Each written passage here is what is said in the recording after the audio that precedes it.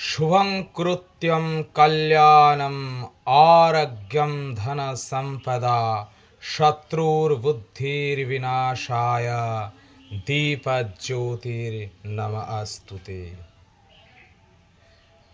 আমাদের আজকের ক্লাস থেকে শুরু হবে সংখ্যাবাচক শব্দ।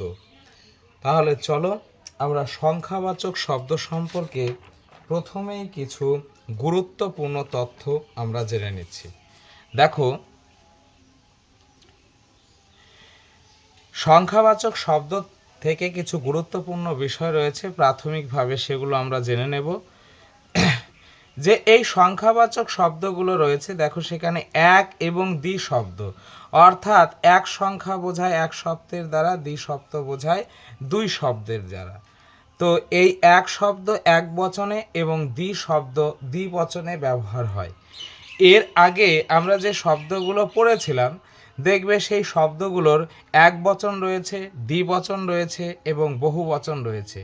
কিন্তু দেখো এখানে যে এক যে সংখ্যাবাচক শব্দ, এক মানে একটি বা এক, তো এই শব্দটা শুধুমাত্র এক বচনে ব্যবহার হবে, এর দ্বিবচনেও ব্যবহার হয় না এবং বহু বচনেও ব্যবহার হয় না। একই রকমভাবে দ্বি শব্দ কেবলমাত্র দ্বিবচনে ব্যবহার হবে, সেটা এক বচনেও ব্যবহার হবে না এবং বহু বচনেও ব্যবহার হবে না। তবে এখানে একটা গুরুত্বপূর্ণ তথ্য আমাদের মনে রাখতে হবে, সেটা হচ্ছে দেখো এক শব্দ কিন্তু এক বচনে ব্যবহার হচ্ছে, কিন্তু কেহ কেহ অর্থে, কেহ কেহ এই অর্থে এক শব্দ কিন্তু বহু বচনে ব্যবহৃত হয়, আর রূপ হয় কিন্তু সর্বশব্দের মতো। বিষয়টা কি একটু আরেকটু সহজভাবে বললে বিষয়টা এরকম হবে যে দেখো, এক শব্দের দ্বারা যদি কেহ কেহ অর্থ বোঝায়, কেউ কেউ এইরকম কথা বোঝায়, যেমন বলছে কেউ কেউ বলছে, কেউ কেউ বলছে, দেখো তো এটা কিন্তু দেখো কেউ কেউ এই কথাটা কিন্তু সর্বনাম শব্দ। আমি, তুমি, সে, কে, এগুলো হচ্ছে সর্বনাম শব্দ। তো কেউ কেউ বলছে, এখানে এই রকম কেউ কেউ বলছে এই রকম বোঝালে যে এক যে শব্দটা সেটা বহুবচন হয়ে যায় এবং সেটা সর্বশব্দের মতো হয়। আর সর্বশব্দের দেখবে বহুবচনে কিরূপ আছে, দেখবে যে সর্বশব্দ, তাহলে এই এক শব্দটা যদি সর্বশব্দের মতো হয়, সর্বশব্দের পুরুষলিঙ্গে প্রথম আর বহুবচনে কি হয়, সেটা হয় সর্বে।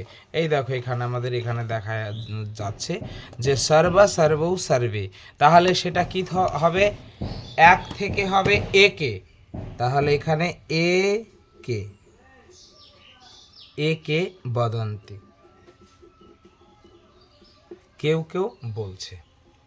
আচ্ছা, এবার চলো তারপরে আমরা জেনে নেব যে হচ্ছে এই যে 3 থেকে 10 পর্যন্ত সংখ্যা, অর্থাৎ 3 থেকে দশন পর্যন্ত শব্দগুলি শুধুমাত্র বহু বচনে ব্যবহৃত হবে, এদের এক বচনও হবে না, দ্বিবচনও হবে না। আচ্ছা, এবার দেখো বলছে এক থেকে চতুর পর্যন্ত, এক থেকে 4 পর্যন্ত যে সংখ্যাবাচক শব্দ রয়েছে সেগুলো কিন্তু তিনটা লিঙ্গে ভিন্ন ভিন্ন রূপ হবে। পুরুষ লিঙ্গে একরূপ হবে, স্ত্রীলিঙ্গে একরূপ হবে এবং ক্লীবলিঙ্গে অন্যরূপ হবে। এবার তার পরবর্তী যে শব্দগুলো, যেমন 5 থেকে অবশিষ্ট শব্দগুলো, পঞ্চ, ষট, সপ্তন, অষ্টন, এগুলো কিন্তু সব শব্দগুলো কি হচ্ছে, 3 লিঙ্গেই একটা রূপ হচ্ছে। অর্থাৎ এগুলো পুরুষ লিঙ্গে যে রূপ হয়, স্ত্রীলিঙ্গেও সেই রূপ হয় এবং ক্লীবলিঙ্গেও সেই রূপ হয়ে থাকে।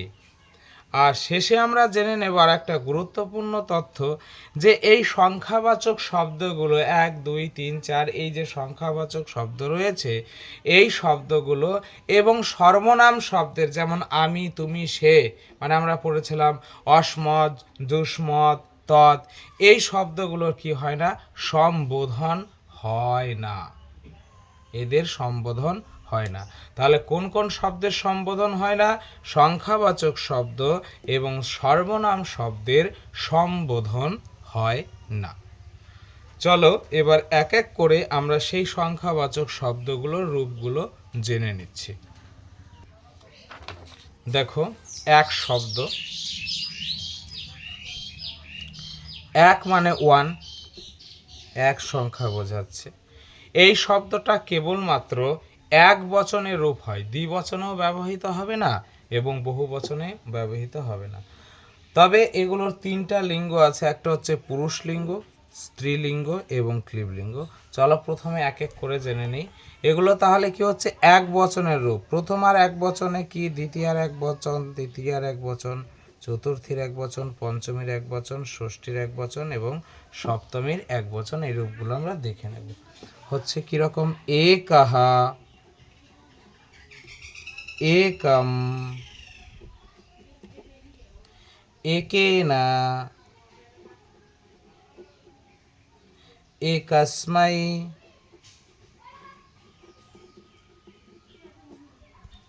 एकस्मात्,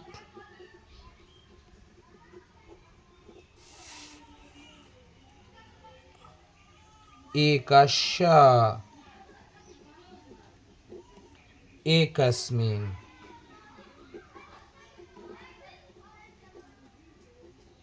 দেখো, এবার দেখো শব্দরূপ এরকমই একটা ব্যাপার, কয়েকটা শব্দ আমার মনে রাখলে একা একাই শব্দগুলো হয়ে যায়। দেখো এই শব্দগুলো কিভাবে আমরা মনে রাখতে পারি।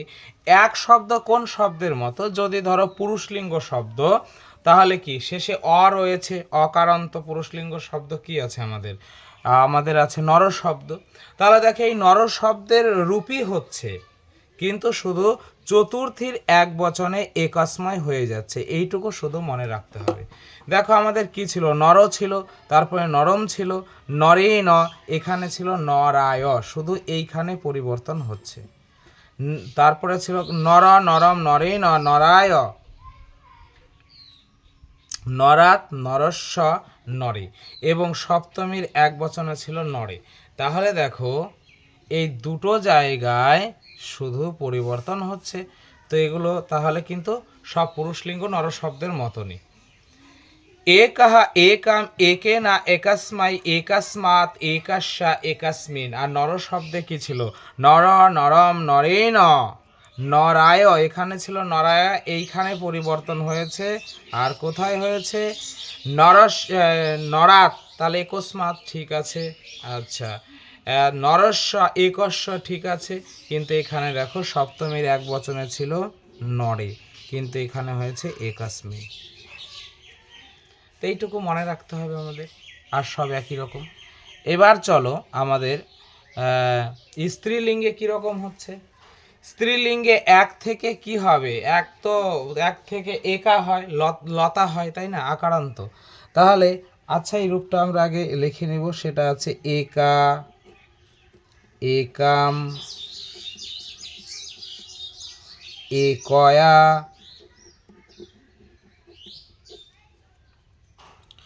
একস্যই,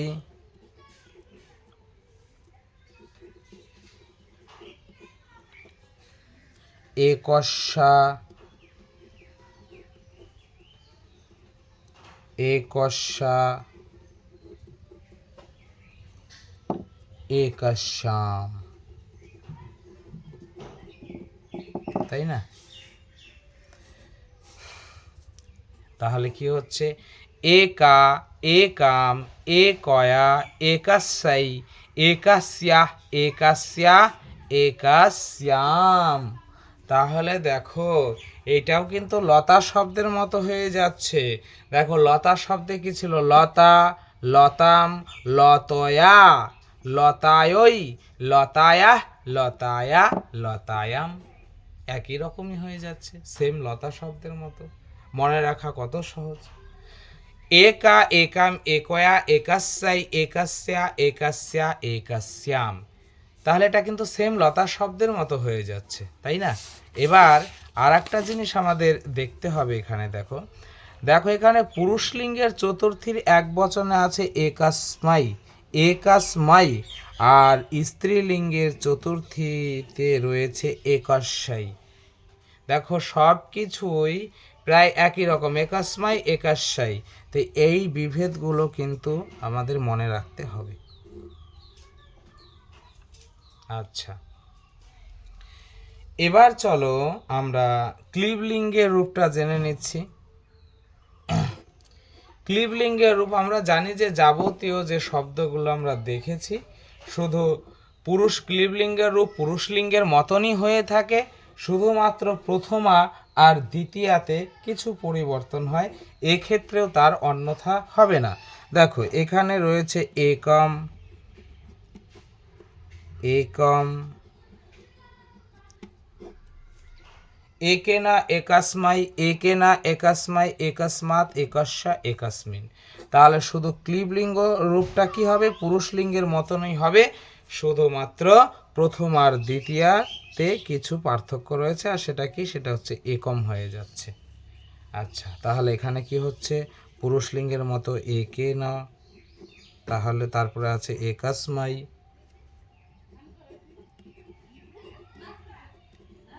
তারপর আছে একস্মাৎ, তারপরে রয়েছে একস্যা, তারপরে রয়েছে একাস্মিন।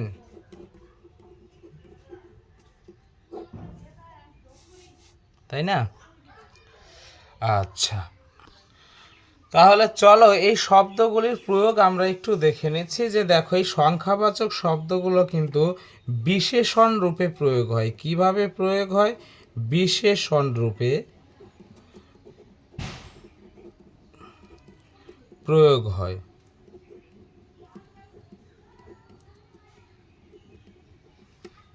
প্রয়োগ হয় সেটা কিভাবে, আমরা উদাহরণের সাহায্যে বিষয়টা জেনে নিচ্ছি। ধরো লিখলাম একটি বালক,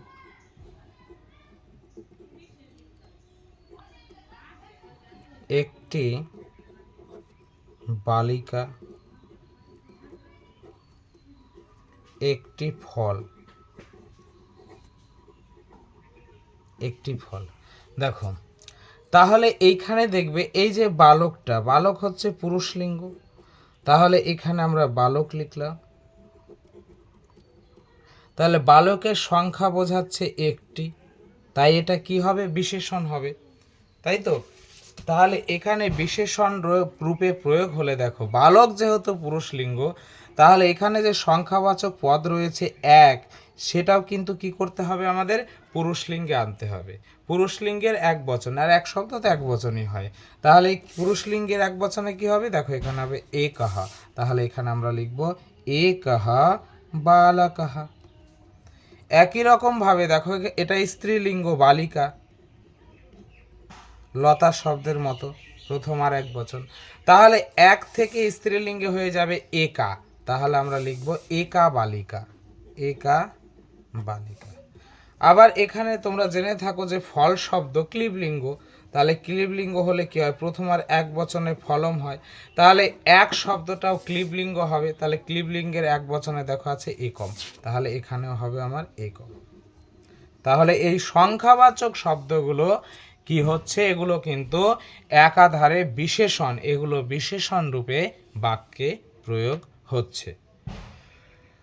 আর আরেকটা তথ্য আবার মনে করিয়ে দিচ্ছি যে এক শব্দটা শুধুমাত্র এক বচনেই ব্যবহৃত হয়, তবে যদি সেটা কেহ কেহ এই রকম বোঝায়, কেউ কেউ এরকম বোঝায়, তখন এক শব্দটা কিন্তু সর্বনাম শব্দ হয়ে যায় এবং সেটা সর্বশব্দের বহুবচনের যে রূপ হয় সেই রকম রূপ হয়ে যায়।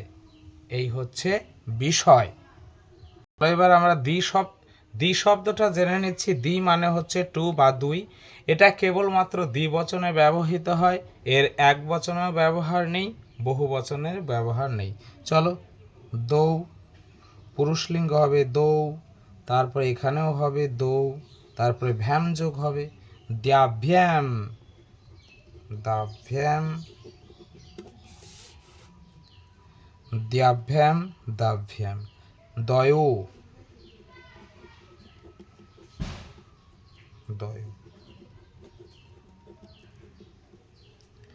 স্ত্রীলিঙ্গে কি হচ্ছে, স্ত্রীলিঙ্গে হয়ে যাবে দে, দে, এখানেও হবে দে। ভ্যাম ভ্যাম ভ্যাম একই ব্যাপার, দ্যাভ্যাম, দ্বাভ্যাম, দ্যাভ্যাম, এখানে সব সেম, দয়, দয়।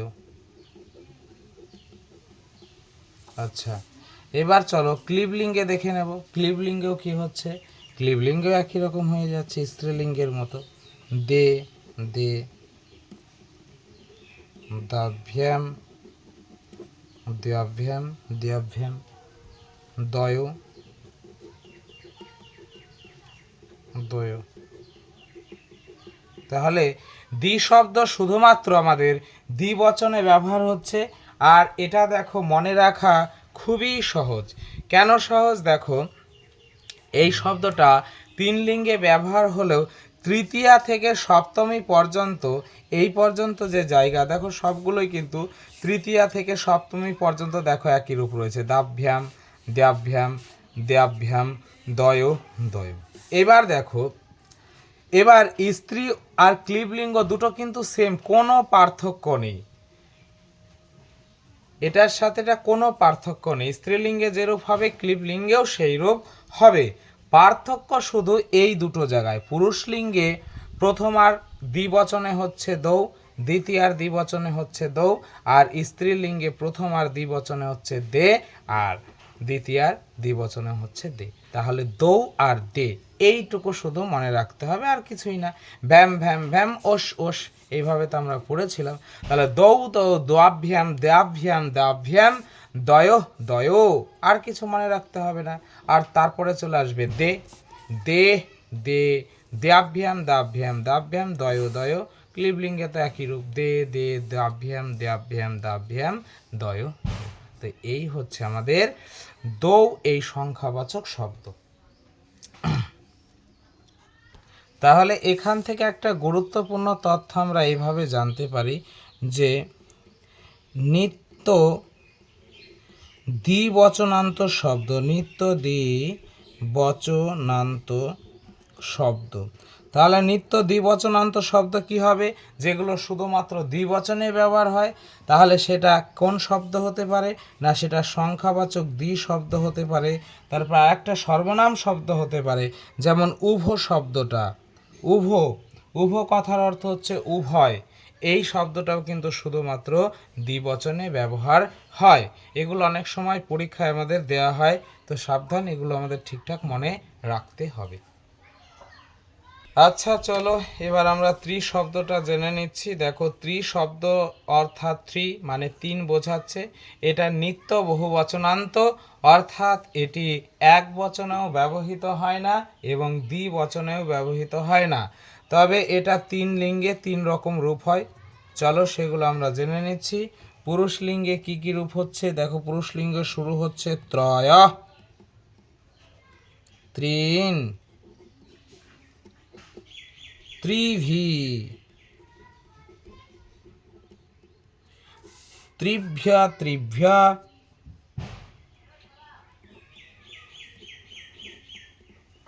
ত্রিভ্যা, ত্রিভ্য, ত্রয়ানাম,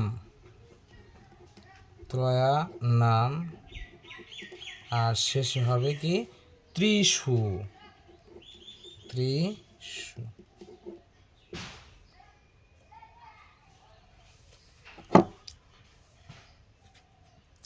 দেখো এটা সেম, দেখো ত্রি যে শব্দ শেষে কি হস্যিকার রয়েছে, তাহলে হস্যিকারান্ত পুরুষলিঙ্গ শব্দ কি রয়েছে, মুনি।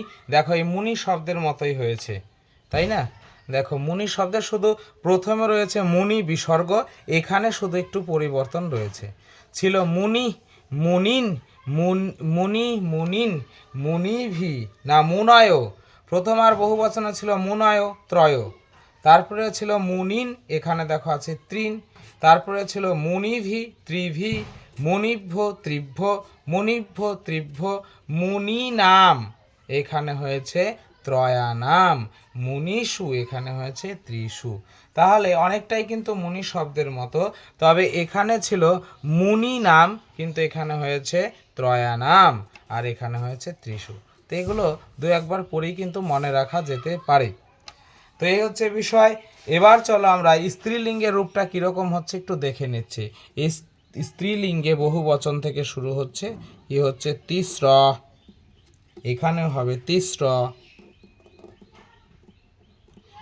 ভি চলে আসবে তিশ্রী ভি, তিশ্রী ভি, তারপরে ভস চলে আসবে তিশ্রীভ্য, আবার হবে তিশ্রীভ্য, তারপরে এবার নাম চলে আসবে, তাহলে কি হবে এখানে হবে তিশ্রী নাম, তিশ্রী নাম, কিন্তু রিকার আছে মূর্ধন্য চলে যাবে, তিশ্রী নাম, আর শেষে হবে সু, তাহলে তিস্র, তিশ্রী সু। সবই একই হচ্ছে, দেখো ভি ভস ভস আম সুপ, কিন্তু এখানে কি হয়ে যাচ্ছে স্ত্রীলিঙ্গে তিস্র হয়ে যাচ্ছে, তিস্র তিস্র তিস্র, তিশ্রী ভি, তিশ্রীভ্য, তিশ্রীভ্য, তিশ্রী নাম, তিশ্রী সু। আচ্ছা, আর আমাদের ক্লীবলিঙ্গ কি? আমরা জানি যে পুরুষলিঙ্গ আর ক্লীবলিঙ্গের রূপ একই রকম হয়, শুধুমাত্র প্রথমা আর দ্বিতীয়ায় কিছু পরিবর্তন হয়। তাহলে প্রথমা দ্বিতীয়ায় কি হয়েছে, এখানে হয়েছে ত্রিণী, ত্রিণী, তাহলে এখানেও হবে ত্রিণী। আর বাকি সব পুরুষলিঙ্গের মতো, এখানে ত্রিভি আছে তাহলে এখানেও হবে ত্রিভি, এখানে ত্রিভ্য আছে এখানেও হবে ত্রিভ্য, তারপরেও ত্রিভ্য আছে এখানেও ত্রিভ্য হবে, এখানে ত্রয়া নাম আছে এখানে হবে ত্রয়া নাম, এখানে ত্রিশু আছে এখানেও হবে ত্রিশু। তো এই হচ্ছে আমাদের ত্রি শব্দ। ত্রয়, তিস্র, ত্রিণী। পুরুষলিঙ্গের এক বচনে হচ্ছে ত্রয়, স্ত্রীলিঙ্গে হচ্ছে তিস্র, ক্লীবলিঙ্গে হচ্ছে ত্রিণী। এগুলোও তাহলে সংখ্যাবাচক শব্দ, একই রকমভাবে আমরা প্রয়োগ করতে পারি, যেমন এর আগে প্রয়োগ করেছিলাম যে তিনটি বালক, তাহলে আমরা কি বলবো, পুরুষলিঙ্গ যেহেতু বালক, পুরুষলিঙ্গ বালকা, নর শব্দের প্রথম আর বহু বচন, তাহলে বালক শব্দের প্রথম আর বহু বচন বালকা। এবার দেখো তিনটি বলেছে, তাহলে তিনটি যদি বলে তাহলে কি হবে, ত্রয়া হবে, পুরুষলিঙ্গ যেহেতু বালক, তাহলে এখানে হবে ত্রয়। এখন যদি বলে তিনটি বালিকা, তাহলে বালিকা লতা শব্দের মতো, লতা শব্দের প্রথম আর বহু বচন কি, লতা, লতে, লতা, লতা বিসর্গ। আচ্ছা, এবার দেখো বালিকা লতা, সরি বালিকায় লতাই লিখে দিয়েছিল, বালিকা। আচ্ছা, এবার তিনটি, তাহলে স্ত্রীলিঙ্গে কি রয়েছে, তিস্র রয়েছে, তাহলে এখানে কি হবে, এখানে হবে তিস্র, তিস্র বালিকা। এবার ক্লীবলিঙ্গে যদি বলি তিনটি ফল, তাহলে ফল শব্দের ফলগুলি প্রথম আর বহু বচন হলে কি হয়, সেটা হয় ফলানি, ফলম ফলে ফলানি। তাহলে এই তিন শব্দটাকে ক্লীবলিঙ্গ করতে হবে, তাহলে কি আছে, ত্রিণী আছে, তাহলে এখানে হবে ত্রিণী ফলানি। এই হচ্ছে বিষয়। চলো এবার আমরা চতুর শব্দ জেনে নেব। দেখো চতুর কথার একটা অর্থ হচ্ছে চালাক, মানে বুদ্ধিমান। আচ্ছা, আর এখানে কিন্তু চতুর একটা সংখ্যাবাচক শব্দ, এর অর্থ হচ্ছে 4 বা 4, এটাও নিত্য বহুবচনান্ত শব্দ, অর্থাৎ এগুলো শুধুমাত্র বহুবচনে ব্যবহৃত হবে, এক বচন এবং দ্বিবচনে ব্যবহার হবে না। রূপগুলো আমরা দেখে নিই। পুরুষলিঙ্গে আছে চত্তারহ, চত্তারহ, চতুরহ, চতুর্ভি, চতুর্ভো, চতুর্ভ,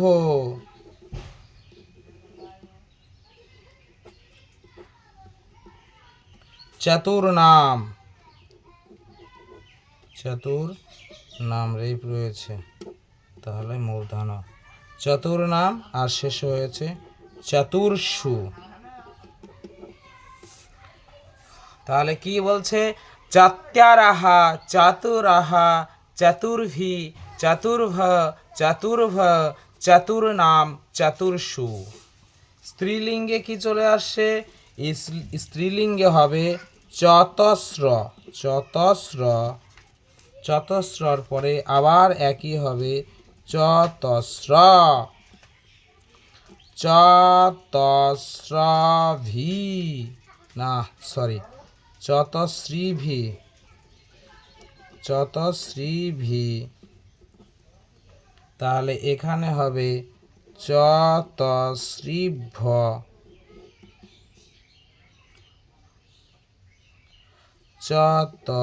চতশ্রীভ, তারপরে নাম হবে চতশ্রী, চতশ্রী নাম, আর শেষে হবে সু, চতশ্রী সু। তাহলে দেখো ত্রি শব্দ আর চতুর শব্দ একই রকম হয়ে যাচ্ছে স্ত্রীলিঙ্গে। সেখানে ছিল তিস্র, তিস্র, তিস্রিভি, তিস্রিপ, তিস্রিপ, তিস্রি নাম, তিস্রিসু। আর এখানে কি হয়ে যাচ্ছে? ও সরি, এখানে মূর্ধস হবে। তাহলে এই চতুর শব্দে দেখো চতস্র, চতস্র, চতশ্রীভি, চতশ্রীভ, চতশ্রীভ, চতশ্রী নাম, চতশ্রীসু। প্রথম দুটো ক্ষেত্রে দন্ত শয় র ফালা, আর এখানে হচ্ছে র ফালাটা না হয়ে সেখানে রিকার হয়ে গেছে। এটুকুই হচ্ছে পার্থক্য। আচ্ছা, এবার ক্লিবলিঙ্গে কী রূপ হবে? ক্লিবলিঙ্গে পুরুষলিঙ্গে যে রূপ আছে সেই রূপই হবে, শুধুমাত্র প্রথম হাতে আর দ্বিতীয়াতে পরিবর্তন হবে। তো প্রথম হাতে দ্বিতীয়াতে কীরূপ পরিবর্তন হবে? এখানে হবে চত্বারি, চত্বারি, তাহলে এখানে হবে চত্বারি। আর বাকি সব একই রকম, অর্থাৎ পুরুষলিঙ্গে রয়েছে চতুর্ভি, তাহলে ক্লিবলিঙ্গে হবে চতুর্ভি, চতুর্ভ, চতুর্ভ।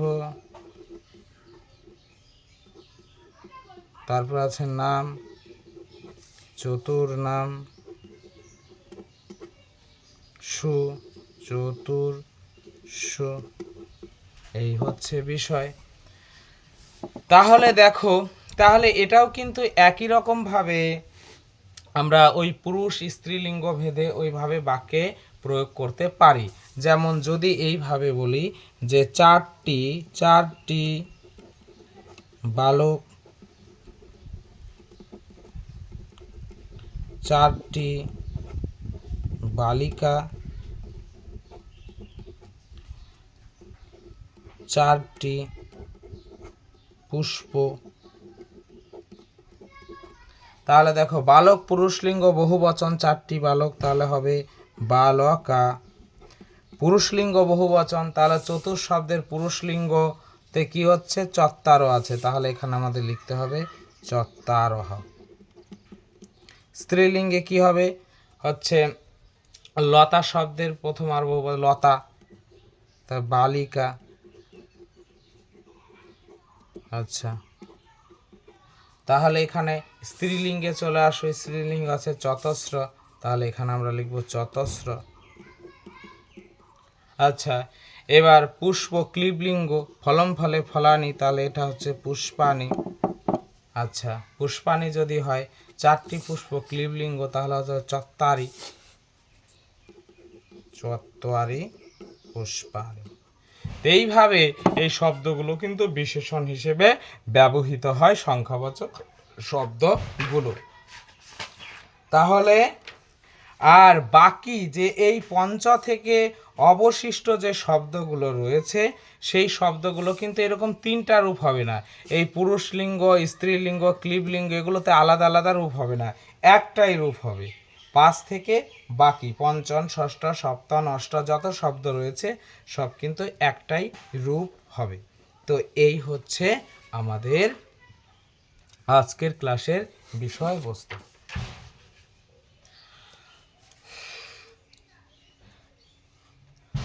আচ্ছা, যে নোটসগুলো রয়েছে এগুলো নোটসগুলো তোমাদের গ্রুপে পাঠিয়ে দেওয়া হবে আর পরীক্ষা নেওয়া হবে, তার জন্য এই ক্লাসের পড়াগুলো তোমরা কমপ্লিট করে রাখবে। আচ্ছা, তাহলে আজকের ক্লাস এখানে ইতি টানছি। ওং সর্বে ভবন্তু সুখিনা, সর্বে সন্তু নিরাময়াঃ, সর্বে ভদ্রাণি পশ্যন্তু, মা কশ্চিৎ দুঃখ ভাগ ভবেৎ। জয় গুরু।